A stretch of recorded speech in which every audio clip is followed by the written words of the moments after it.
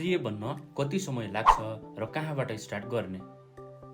नेपालमा सीए बन्न आइक्यान अन्तर्गत 3टा लेभल पास गर्नुपर्ने हुन्छ, जुन आइक्यानको नयाँ सिलेबस अन्तर्गत फाउन्डेसन, एप्लिकेसन र एडभाइजरी लेभलहरू हुन्।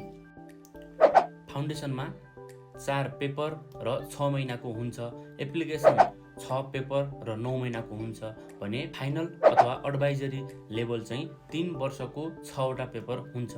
फाउन्डेसन लेभलमा भर्ना हुन +2 मा मिनिमम 2 GPA ल्याएर जुनसुकै स्ट्रिमबाट पनि पास गरेको हुनुपर्छ अथवा 50% भन्दा कम मार्क्स ल्याएर ग्रेजुएसन गरेको हुनुपर्छ भने एप्लिकेसनमा भर्ना हुन फाउन्डेसन लेभल पास गरेको अथवा 50% अथवा 50% भन्दा बढी मार्क्स ल्याएर ग्रेजुएसन गरेको हुनुपर्दछ।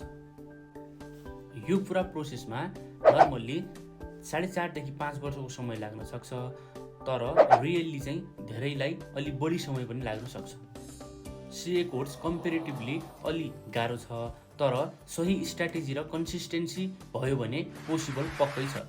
आफैले 11th एटेम्पमा सीए भएको भएर म तपाईलाई रियल गाइडेन्स दिनेछु।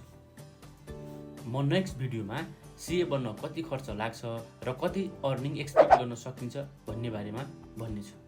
धन्यवाद।